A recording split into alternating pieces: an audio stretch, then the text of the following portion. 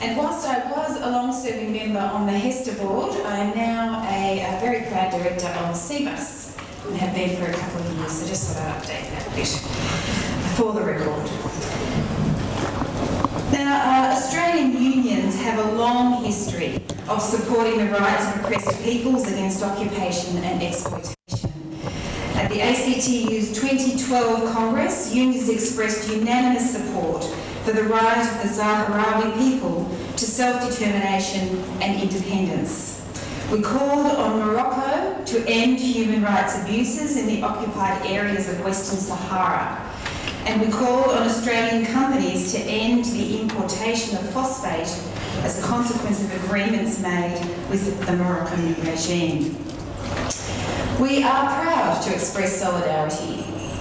We are deeply concerned that so much remains to be done to secure freedom from repression and rights to self-determination. Australian unions also have a long history of interest in ethical investment, primarily through our superannuation system. So today I want to discuss the importance of our superannuation system as a potential vehicle for ethical investment decisions.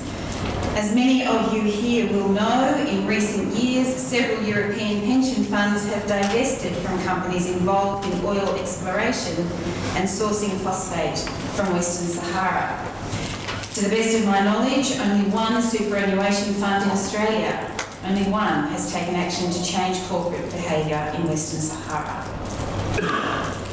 The very large majority of super funds appear to have taken no action at all. Now, there are likely to be many reasons for this, but I suspect it illustrates a broader set of problems that confront those of us who would like to see our superannuation funds become much more active in trying to shape the behaviour of corporations and financial markets for ethical and responsible ends. I'd like to briefly discuss what those problems currently are and perhaps what we can do about them.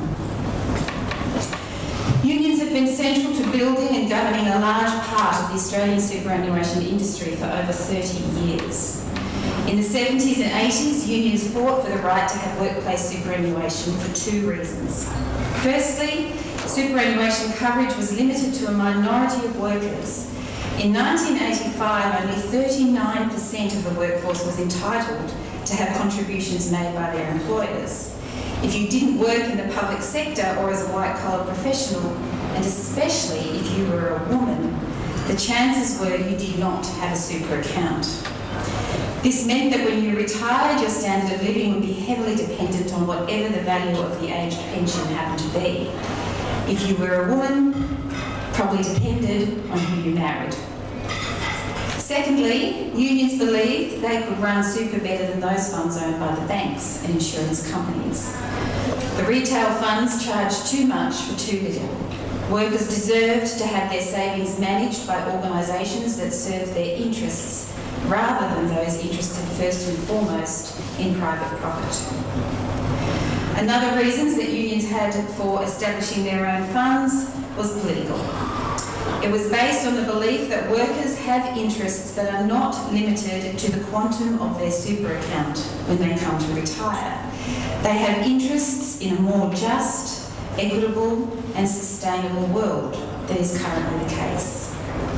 That means, in addition to having a better retirement, their savings could be mobilised to influence the behaviour of corporations and financial markets to help achieve more jobs, better rights, rights at work, an environment fit for their grandchildren. Many of these ambitions have been secured. Nearly every worker in Australia today has a super account. For most workers, and especially women workers, the level of contributions made by their employer is still too low. But the fight for more contributions today starts from the position that nearly everyone has an account in their own name which contributions can be made. This certainly was not the case 30 years ago. Unions, working with many employers, have proven it is possible to run super funds better than the banks and the insurance companies. Not-for-profit funds like Australian Super and CBUS routinely deliver higher net returns to members than retail funds. Thanks to compulsory super, Australia now has the second largest pension system in the Asia-Pacific region. Our system holds nearly $2 trillion in assets. This is projected to increase to $6 trillion by 2030. So I think unions have much to be proud of. There is more to be done. In addition to higher contributions, we need to make sure workers become members of funds that best represent their long-term interests. That means making sure unions have a say on which funds employers can use to make default contributions to.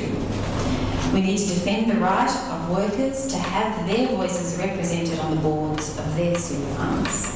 That means making a case for union representation against a coalition government that desperately wants to exclude unions from exerting any influence over how super is run and invested. But the area where progress has been slow, and I indeed believe painfully slow, has been in relation to using super to advance the broader social and environmental interests of workers in Australia, in Western Sahara, and indeed the world. What is the present state of ethical investment in Australia by super funds? Research into ethical investment by super funds in Australia reveals a sharp disconnect between the views of many fund trustees and the actual practices of the funds. Take, for example, climate change. According to survey research, most super fund trustees believe that their fiduciary duties oblige them to be concerned about climate change.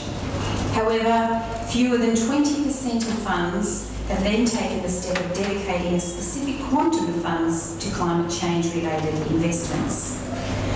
While many fund trustees have adopted some form of environmental, social and governance, or ESG investment philosophy, out of several hundred super funds in Australia, only 16 actively exclude tobacco, for example, from their portfolios.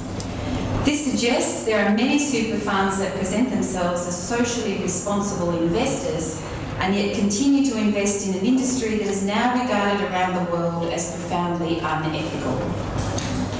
More generally, of the 100 biggest super funds in Australia, only 24 offer socially responsible investment options to their members.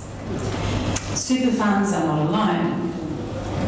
While the broader investment management industry likes to present itself as increasingly concerned with ethical issues, the true extent and practical significance of that concern remains far from clear. Across the whole funds management industry in Australia, only 16% of funds under management is invested in so-called responsible portfolios. Of this responsible investment, 86% is defined as broad responsible investment. Now, this means that there is some consideration of ESG issues when investments are being made and portfolios are being constructed. Given that there are many definitions of ESG and no common framework for measuring the nature of ESG activity, it's really not clear how meaningful this type of responsible investment actually is. Some investment managers may undertake intensive ESG research and investment selection. Others may spend a few minutes ticking boxes with little regard for the real issues involved in ethical decision making. I hope more of the former than the latter. The remaining 14% of total responsible investment by Australian asset managers is defined as core. This involves specific forms of targeted responsible investment such as clean energy and social programs. In 2014, of this core, less than 1% involved fund managers actively engaging with particular corporations about their ESG performance. So we seem to be a long way from using the power of our collective savings to generate more progressive social outcomes. Some might say that the global investment industry has been more successful at branding itself as ethical than have been actually forcing it to become so. This is not to deny the important work that is being done by some pension funds and unions around the world. I am suggesting, however, that much more needs to be done here in Australia. Why has progress been so slow? I think there are many reasons. Some superannuation funds in Australia, and why they do not take this path, are governed by representatives of employers and employees. They've been slow to act on matters of ethical investment, be it in Western Sahara or anywhere. In part, we've become victims of our own success. Most industry and not-for-profit funds that exist today did not exist 30 years ago. Some have grown to become among the biggest and most successful super funds in Australia and the Asia-Pacific region. They manage tens of billions of dollars. They've become major players in our financial system. As they and other funds have grown, mostly because of compulsory superannuation, a large and complex system of public regulation and oversight has developed. So bodies like APRA and ASIC play a vital role in making sure funds are operated honestly and prudently, as they should. But funds have become naturally responsive to the priorities of public regulators and the laws and the regulations that they enforce. But APRA and ASIC have no mandates for ethical investment. Meeting their standards does not necessarily mean anything for the ethics of how funds invest members' money. However, many funds have come to define themselves in terms of the quality of their compliance with public regulation and the financial returns they deliver to members or the banks that own them. Funds have increasingly let regulators and the financial industry set the agenda for what is a good fund, even when that agenda does not necessarily preclude a much more active engagement with ethical matters. A recent report by the Catalyst think tank in Sydney described the approach of many super funds to issues of responsible investment as timid. I think that judgment is right. And that timidity has a number of sources. It has been indirectly encouraged by the nature of public regulation and the fact that not-for-profit funds operate in a financial industry dominated by for-profit organisations with deeply conservative views on what finance should be about. In this context, some super trustees have come to doubt that taking a proactive stance on matters of ethical investment is consistent with their fiduciary duties and the sole purpose test. Trustees in Australia are not alone. Research indicates that nearly half of public pension funds in the United States do not engage with ESG issues as part of their investment strategy. And this is because they regard ESG as being incompatible with their fiduciary duties. More generally, the majority of investment fund managers around the world simply don't engage with ESG. This is hard to reconcile with the often made claims that ESG is a sure path to higher than average returns. Matters seem to become clearer following the 2005 publication of the so-called Freshfields Report. The report, commissioned by the United Nations Environment Programme's Finance Initiative to examine the relationship between fiduciary duties and ESG investments. Now, that report concluded that not only are ESG considerations legally acceptable under most conceptions of fiduciary duty, they may be legally obligatory in some circumstances. In a sense, the Freshfields report restated what many involved in super and pensions already know. Trustees are not required to maximise returns with complete disregard for all other considerations. Hence, Australian superannuation legislation does not explicitly exclude or preclude trustees from taking broader matters into account. APRA has made it clear that it does not regard the sole purpose test as imposing highly prescriptive restrictions on how funds invest. So, the good news is we think there is scope for action. However, it remains the case that the conservative interpretation of fiduciary duty and the sole purpose test remains all-pervasive. And this suits the vast majority of financial organisations who are not remotely interested in matters of ethics and social responsibility. However, it should be a concern for those of us who do understand that investment always has an ethical dimension. So where do we go? I think there are a number of practical steps that can be taken to encourage super funds to become more proactive ethical investors. Firstly, funds should engage with fund members and find out what they think. Some funds do this already. Many don't. You will be surprised to know.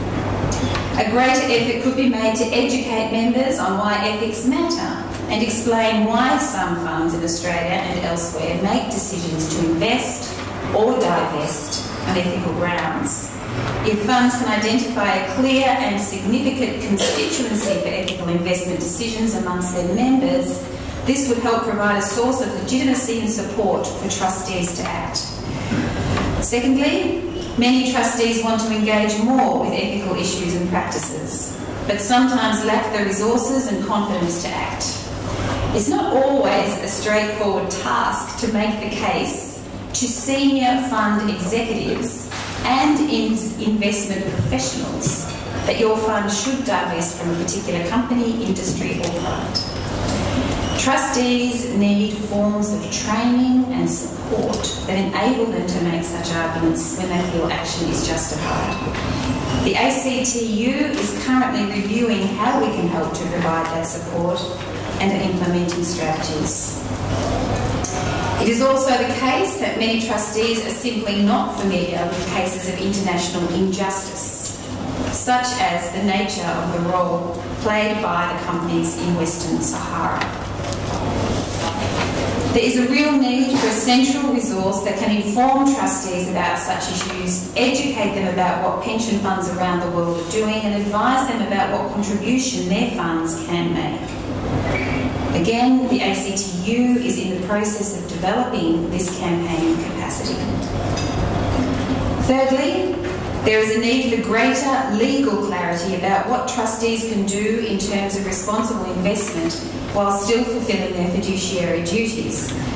In the UK, pension activist groups such as Share Action argue that because the law does not explicitly permit trustees to consider a range of factors relevant to sustainability and ethics, highly conservative and risk-averse interpretations of fiduciary duties have dominated legal advice to pension fund trustees.